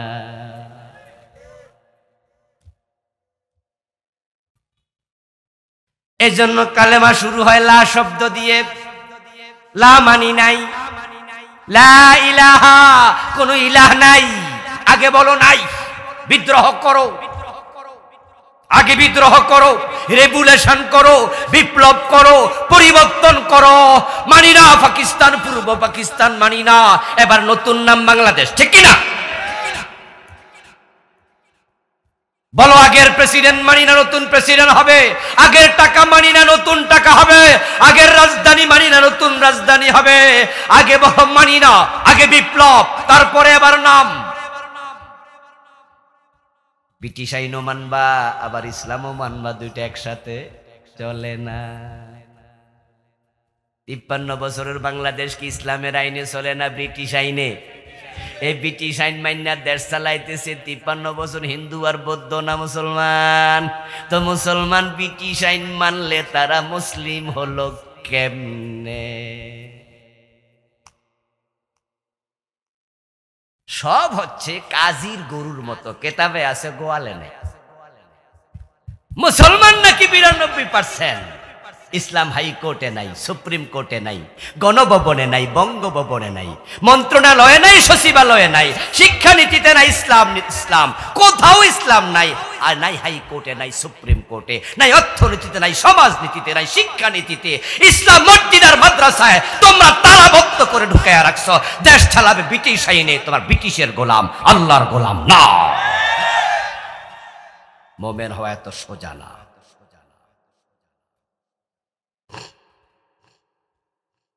তাগুত হচ্ছে তারা যারা আল্লাহর আইন মানে না, মানুষকে মানতে দেয় না, তাদেরকে তাগুত বলে। আপনাকে বলিতে হবে কালেমা পড়ার আগে, আমি যখন থেকে মুমিন হব তখন থেকে যারা আল্লাহর আইন মানে না তাদের সাথে আমার সম্পর্ক আর নাই। এই ভালো করে বুঝে যাইয়েন কিন্তু ইমান, ইমান ছাড়া মরবেন সব শেষ, জান্নাত হারাম। মুমিন ছাড়া কেউ জান্নাত পাবে না। কোন জান্নাত চান? আবু বকর, ওমর, ওসমান, আলী যেটা পেয়েছে সেটাই তো। ইব্রাহিম, ঈসা, মুসা নবী যেটা পেয়েছে সেটাই তো। ওই জান্নাত হাসতে হাসতে পান চিবাতে চিবাতে পাওয়া যায় না। এই জান্নাতে যাওয়ার পথ ইব্রাহিম পড়েছে আগুনে, মুসা নবী দেশ ছেড়ে পালিয়েছে, হযরত ইব্রাহিম আলাইহিস সালাম নিজের বাবা পর্যন্ত শত্রুতা করেছে, নবী মুহাম্মাদের কাঁচা দাঁত ভেঙে ফেলেছে, আমির হামজার কলিজাটা ছিঁড়ে হিন্দা কাঁচা চাবাইছে, ইমাম হুসাইনের কল্লা দেহ থেকে আলাদা করে ফেলেছে। কারা করেছে? ইয়াজিদ, সে হিন্দুর ছেলে না, বরং একজন সাহাবীর ছেলে। ইমাম হুসাইনের কল্লা কেটেছে তার বাহিনী। মসজিদে নামাজ লইয়া ঝগড়া হয় নাই ইয়াজিদের সাথে। কে ইমাম ছিল? যে মসজিদে ইমাম ইয়াজিদ হইতে চাইছিল, ইমাম হুসাইন কইছে না আমি ইমাম হমু, ওইটা লইয়া মারামারি হয়েছে। রাষ্ট্র, রাষ্ট্র ক্ষমতা নিয়ে, রাষ্ট্র ক্ষমতা নিয়ে। রাষ্ট্রে যদি ইসলাম না থাকে ওই রাষ্ট্রে পর্দা থাকে না। যে রাষ্ট্রে ইসলাম ক্ষমতায় থাকে না সে দেশে সিনেমা থাকে, সুদ থাকে, ঘোষ থাকে, জুলুম থাকে, দর্শন থাকে, অন্যায় থাকে, অনাচার থাকে, হত্যা থাকে, দর্শন থাকে, খুন থাকে। ইসলাম যখন আসবে তখন শান্তি আসবে।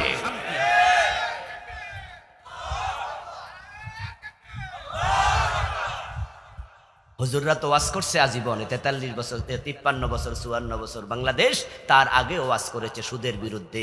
সুদে দেশে আছে না নাই? ইসলামী রাষ্ট্র হওয়ার আগে সুদ বন্ধ করা যাবে না। ইসলামকে ক্ষমতায় নেও, সুদ বন্ধ করতে একদিন না, শুধু একটা অর্ডার। 151 জন কোরআন প্রেমিক ইসলামওয়ালা এমপি বলবে আমরা সুদ চাই না, একবার না বলবে আইন হয়ে যাবে সুদ বন্ধ। জি বাংলা স্টার জলসার ধাক্কায় বাংলাদেশের মুসলমানের ঘরগুলো সিনেমা হল হয়ে যাচ্ছে। সিনেমা দেখার জন্য আগে সিনেমা হলে যাওয়া লাগতো, এখন হাতের মোবাইলের ভিতরে সিনেমা হল আছে। কেমনে বন্ধ করবা? বন্ধ করবে ওয়াজ দিয়ে হবে না। জি বাংলা বন্ধ, ওয়াজ দিয়ে স্টার জলসা বন্ধ হবে না। আকাশ সংস্কৃতি রুদ্ধ করতে চাইলে, পর্নোগ্রাফি বন্ধ করতে চাইলে আইন লাগবে। সংসদে একবার হা বললে আইন হয়ে যায়, একদিনে বন্ধ হয়ে যাবে সিনেমা। নবীজি মুহাম্মদ সাল্লাল্লাহু আলাইহি ওয়াসাল্লাম 10 বছর কোরআন দিয়ে মদিনা চালালেন। আবু বকর, ওমর, ওসমান, আলী 30 বছর চালালেন। আমিরে মুয়াবিয়া 20 বছর চালালেন। 60 বছরের ইসলামী রাজনীতির ইতিহাস আমাদের সামনে। নবী মুহাম্মদ আমাদের আদর্শ। তোমার নবী মদিনায় কোরআন দিয়ে দেশ চালায়, আর তোমার দেশ 53 বছরে একদিনও কোরআন দিয়ে চলে না। তুমি ঘুমাও কেমনে? তোমার চোখে ঘুম আসে কেন? তুমি টেনশন করো না কেন? বরং নির্বাচনে আসলে তুমিও তাদের দলে ভোট দাও, যারা 53 বছর দেশ চালিয়েছে আল্লাহর আইন বাদ দিয়া মানুষেরাই, তাদের কর্মী হোক। সাবধান, ইমান শিখুন। কি মনে হয় রাজনীতির ওয়াজ চলছে? এই যদি রাজনীতির ওয়াজ হয়, রাজনীতি ফরজ। নবী মুহাম্মদ রাজনীতির গুরু ছিলেন। রাজনীতি শিখাইছে আমাদের, অর্থনীতি শিখাইছে, শিক্ষানীতি শিখাইছে। রাসূলের জীবনে তো আদর্শ, ঠিক কিনা? উনি যা শিখাইছে সব শিখতে, সুবিধাবাদী হওয়া যাবে না। আফাতুমিনুনা বিবাদিল কিতাবি ওয়া তাকফুরুনা বিবাদ।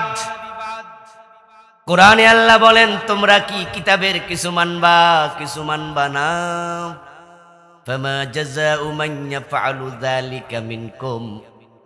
যদি কোনো ব্যক্তি এমন করে, ফামা জাযা, সে যে কিছু মানলো, তার কোনো পুরস্কার আমার কাছে নাই। অধিকা ইসলাম লইয়া জান্নাত খুঁজছেন না। ফজরের নামাজের ফরজ কয় রাকাত? কথা বলেন না ভাইরা, কয় রাকাত? 1 রাকাত পড়ে বাড়ি চলে গেলে সওয়াব হবে তো? কিছু তো হবে। রোজার দিন 3টা বাজে দুপুর বেলা ইফতার করলে সওয়াব কিছু হয় নাকি? বাদ।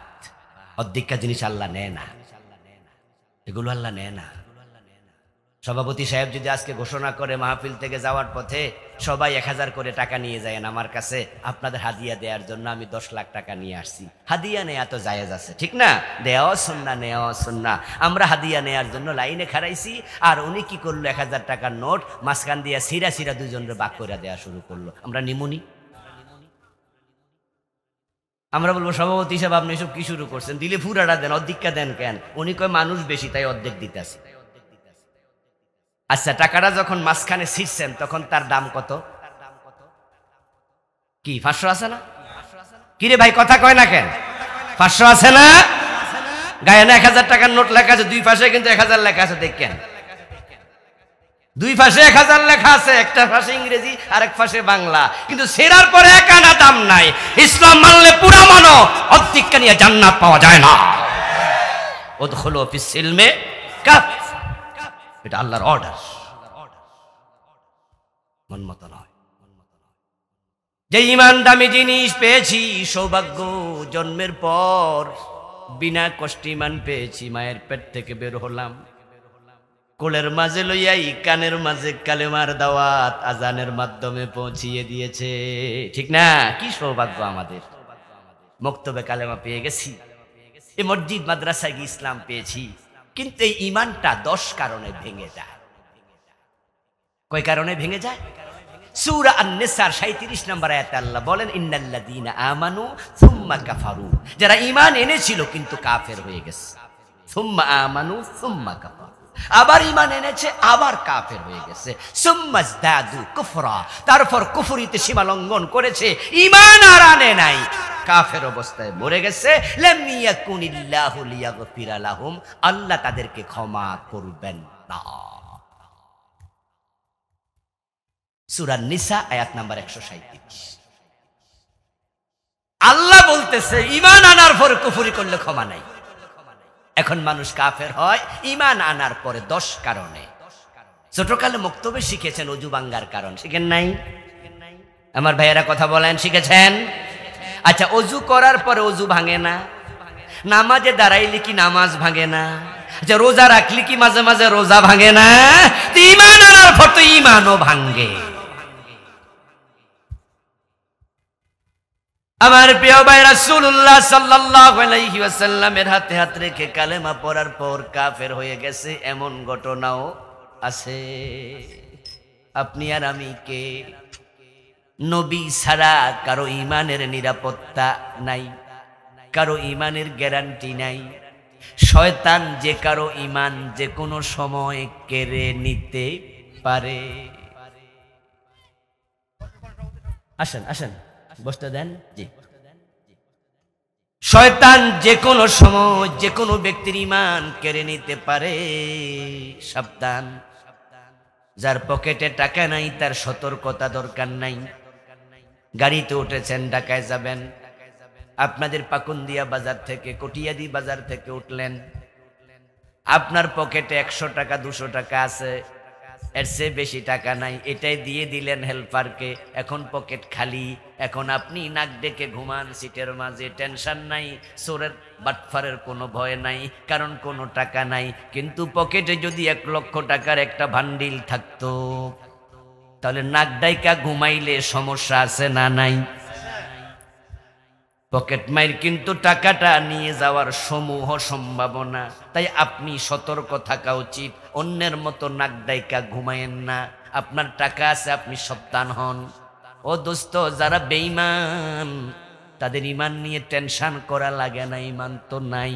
কিন্তু আমরা যারা নিজকে মুমিন মনে করি, আমাদের সতর্ক হওয়া লাগবে, নচেত শয়তান ঈমান চুরি করে নিয়ে যেতে পারে। সকালবেলায় মুমিন থাকবে, সন্ধ্যাবেলায় কাফের হবে। রাসূলুল্লাহ বলছেন একবারে কিয়ামতের আগে এটাই হবে। বাংলাদেশে সেটাই হচ্ছে। যেমন কাদিয়ানি কাফের হলো। আল্লাহর হাবিব হাদিস বললেন 1450 বছর আগে কাদিয়ানি কাফের হলো। আজ থেকে 250 বছর আগে গোলাম আহমদ কাদিয়ানের জন্ম 1835 সনে। এই লোকটা যৌবনে এসে হঠাৎ করে দাবি করলো সে নাকি নবী। নাউজুবিল্লাহ পড়েন। একদল গাদা, একদল বেকুফ, তারাও বলে জি জি তুমি নবী। সেও হইল কাফের, তারাও হইল কাফের। কোরআন মাজিদ আল্লাহ যে মেসেজ দিলেন, এই মেসেজ অস্বীকার করেছে, কাফের হয়ে গেল। মেসেজটা ছিল মা কানা মুহাম্মাদুন আবা আহাদিম মির রিজালিকুম ওয়ালাকির রাসূলুল্লাহি ওয়া খাতামান নাবিয়্যিন। নবী মুহাম্মদ শেষ নবী। আল্লাহ বলো উনার পরে আর নবী নাই। তো 1835 সনে বেডা কয় বেডা নবী। আল্লাহর কথার বিরুদ্ধে বলল, তাই ঈমান শেষ।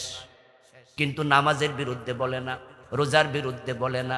যত কাদিয়ানি আছে তারা নামাজ, রোজা, হজ, যাকাত সব মানে, শুধু নবী মুহাম্মদকে শেষ নবী মানে না। কয়টা মানে না? একটু দয়া করে সবাই বলেন, কয়টা মানে না? ঈমান আছে না গেছে? আল্লাহর কোরআনের যত মেসেজ আছে হিন্দুরা কয়টা মানে? ইহুদিরা কয়টা মানে? তারা 30 পারাই মানে না, তারাও কাফের। কাদিয়ানি শুধু একটা মানে না, কাদিয়ানিও কাফের। এতে বোঝা গেল কাফের হতে পূর্ণ কোরআন অস্বীকার করা লাগে, একটা করলেই শেষ।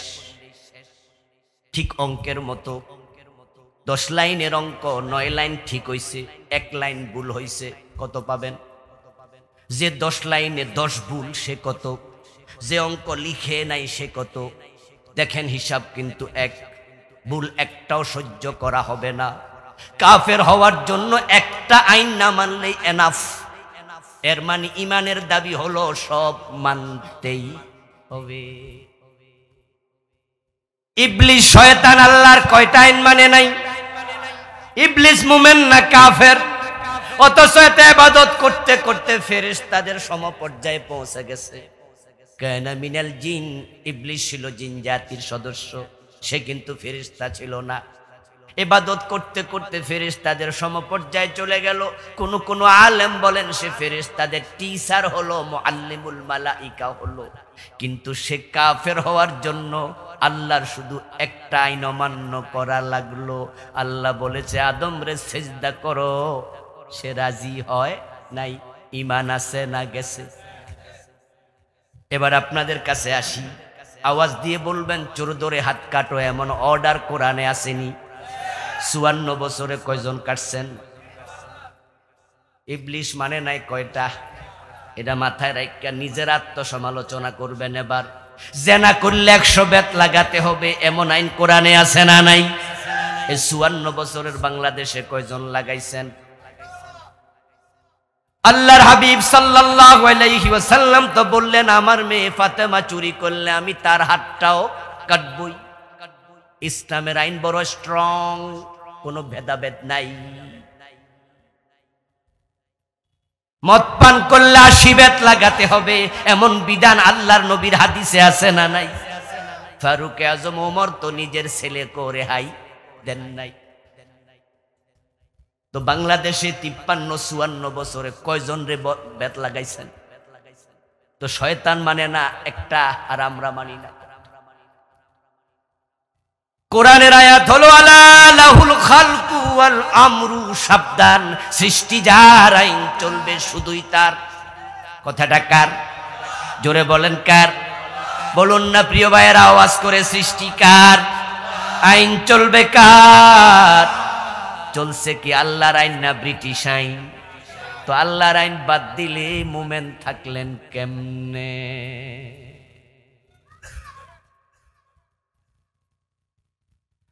যখন আল্লাহর আইনের প্রশ্ন ওঠে তখন আপনি হন ধর্ম নিরপেক্ষ, তখন ধর্মের পক্ষে আর থাকেন না। অথচ ধর্ম মানা আর না মানা এখানে ফাইনাল ডিসিশন হবে। ধর্ম মানেন? হ্যাঁ।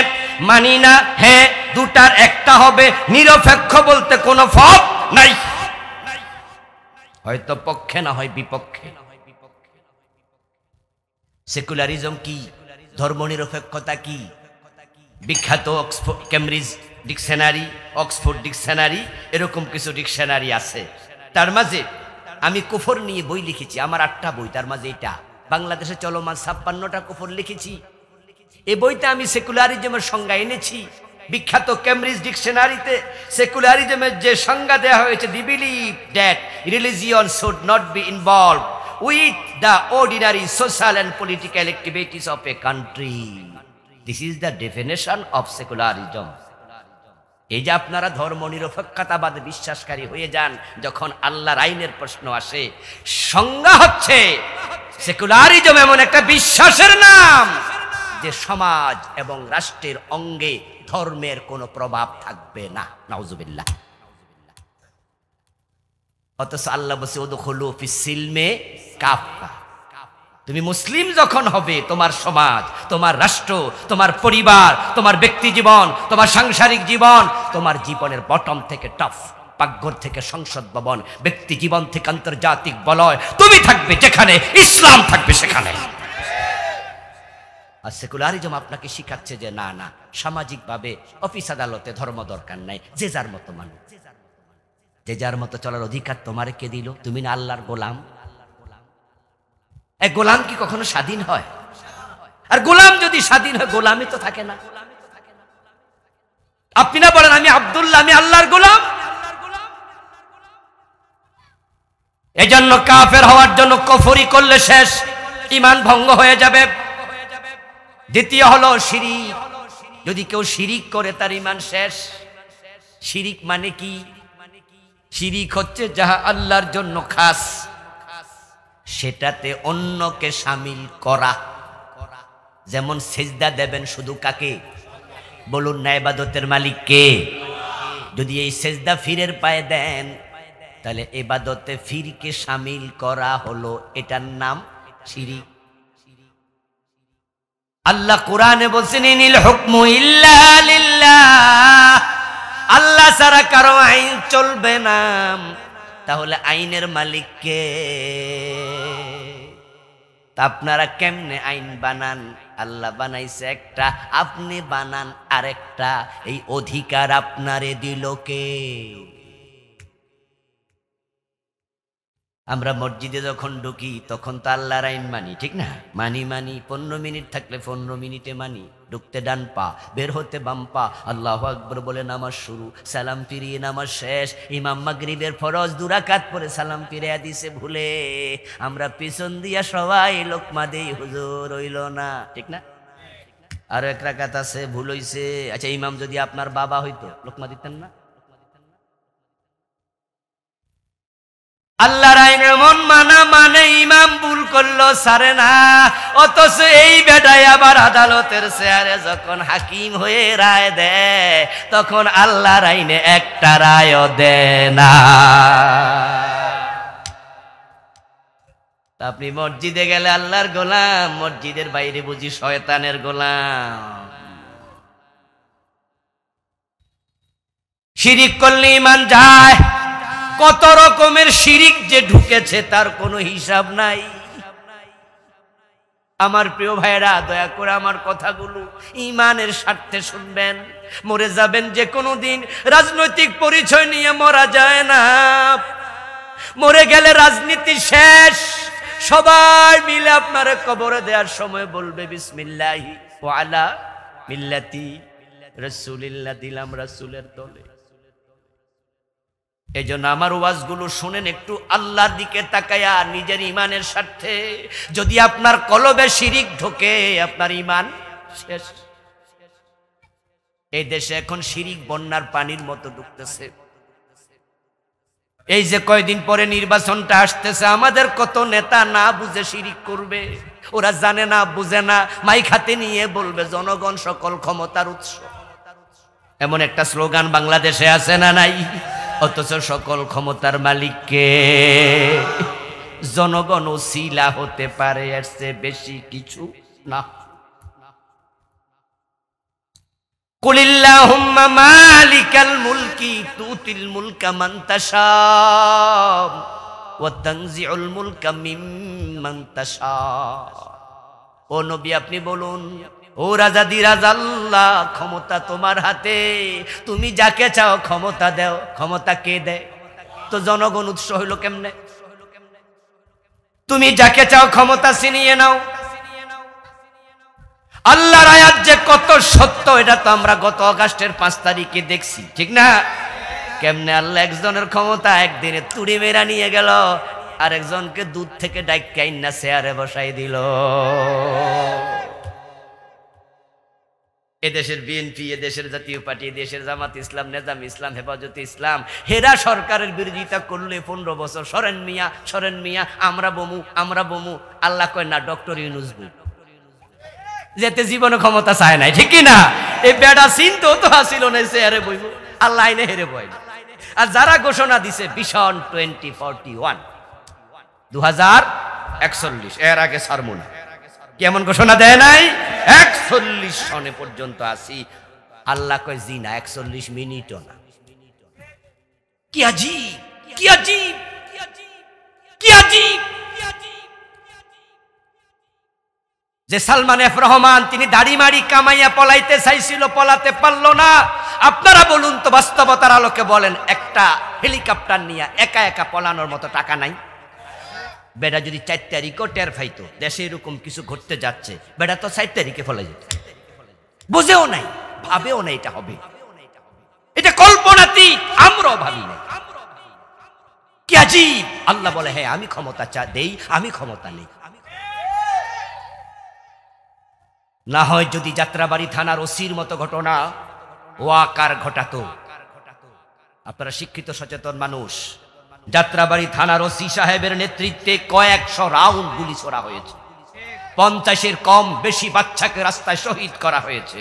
ওয়াকারকেও বলেছে পুলিশ যদি গুলি করতে পারে তুমি পারবা না কেন? আর ওয়াকার যদি সেনাবাহিনীর অফিসারদেরকে বলতো গুলি করো, তাহলে হয়তো 2000 না 50,000 শহীদ হওয়া লাগতো।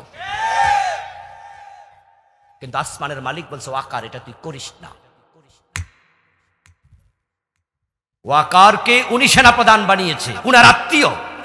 আর ও বেটা যাইয়া কয় কি ম্যাডাম তাড়াতাড়ি জানগা, 45 মিনিট। কি আজীব! এই তুমি বলো কেন, তুমি 45 মিনিট বলবা কেন? তুমি তো আমাকে প্রোটেকশন দিবা, তুমি আমার সেনাবাহিনীর প্রধান, তুমি বরং রাইফেল নিয়ে খাড়াই থাকো। আমি বঙ্গবন্ধুর কন্যা, আমি যাব না দেশ ছেড়ে, প্রয়োজন আমি মরে যাব, আসুক কে মারে দেখি। তাহলে পরিস্থিতি ভিন্ন হতে পারত। কিন্তু ওয়াকার কয় পলান, উনিও কয় গেলাম।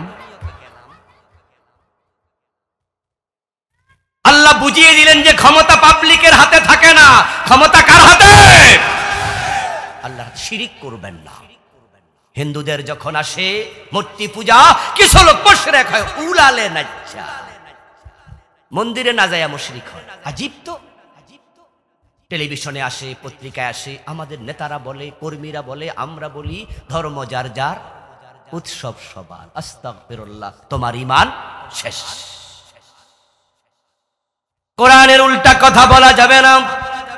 কোরআনের স্লোগান হলো লাকুম দীনুকুম ওয়ালিয়া দীন। তোমার ধর্ম তোমার, আমার ধর্ম আমার, এ দুটা এক নয়, এটা ভিন্ন। তাই স্লোগান হবে ধর্ম যার, উৎসব তার।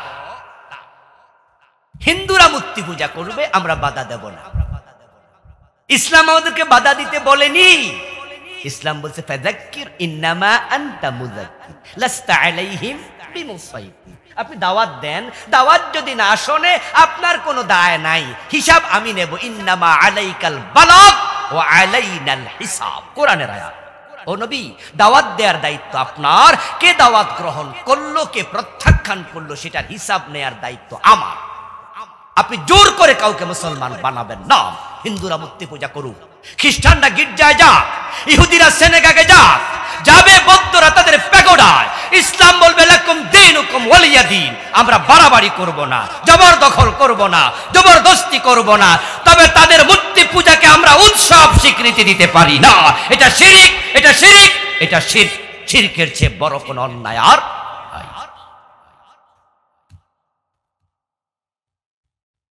ঈমান ভেঙে যায় 10 কারণে। দ্বিতীয় কারণ গেল শিরক নিয়ে বই লিখেছি, এটাতে লিখেছি বাংলাদেশে চলমান 29টা। হতে পারে এমন একটা আপনি করছেন যেটা আপনি জানেনই না, এলেম নাই তো, শিখেন নাই তো, পেছে পড়ে গেছেন। এলেম শিখা নফল না ফরজ?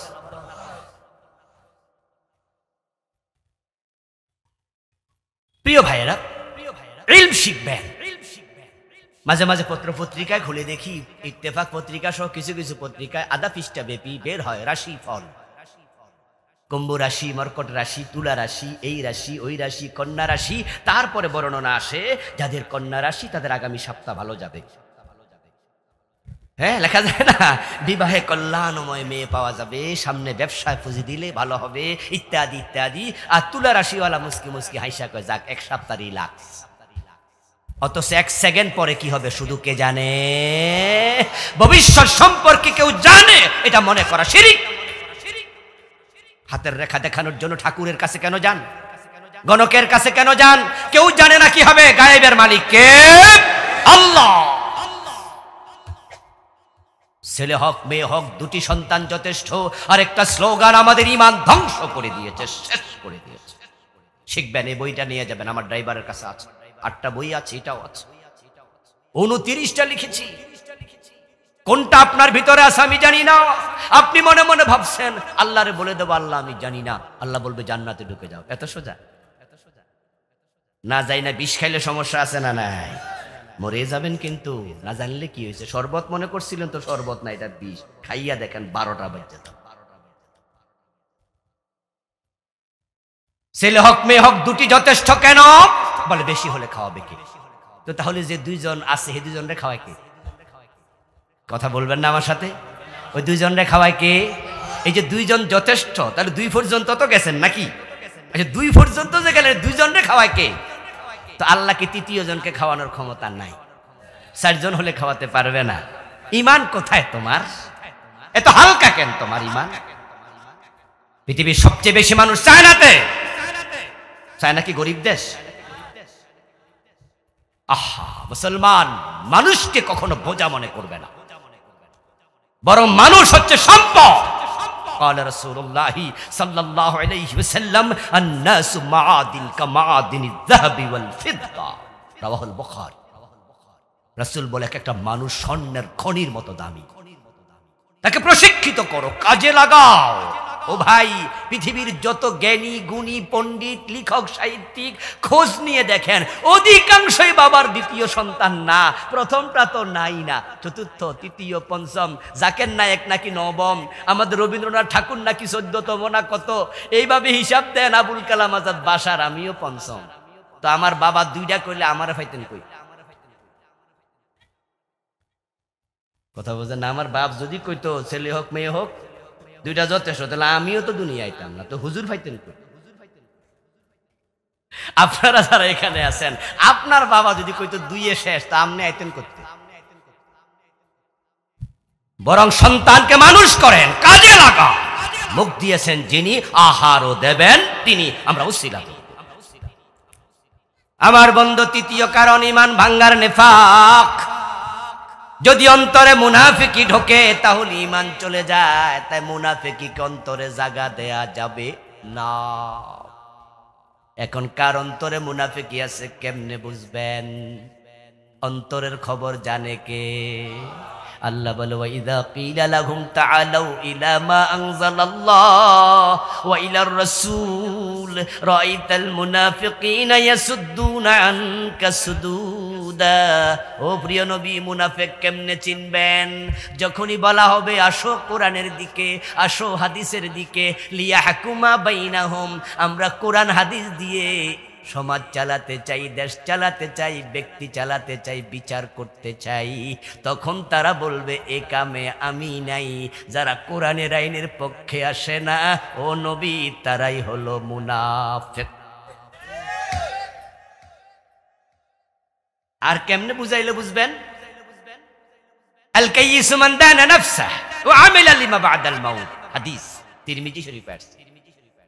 প্রিয় নবী সাল্লাল্লাহু আলাইহি সাল্লাম বলেন যে দুনিয়ার সচেতন তো সে মানুষটি যে আত্মসমালোচনা করে, নিজেকে কোরআনের আয়নার সামনে দাঁড় করায় নিজেকে কোরআন হাদিসের সাথে মিলায়।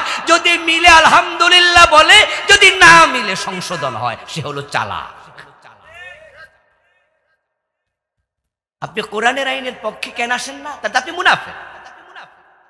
কোরআনের আইনে কি শান্তি নাই? আমার রাসূল কি দেশ দেখাইলো, সুবহানাল্লাহ। যে যুগের নামে ছিল আইয়ামে জাহিলিয়া, মারামারি, হানাহানি, কিলাকিলি, হত্যা, ধর্ষণ, খুন, বাবা নিজের মেয়েকে জীবিত কবর দেয়। কোন পর্যায়ের মানুষ! ওদেরকে তো মানুষ বলতে লজ্জা হয়।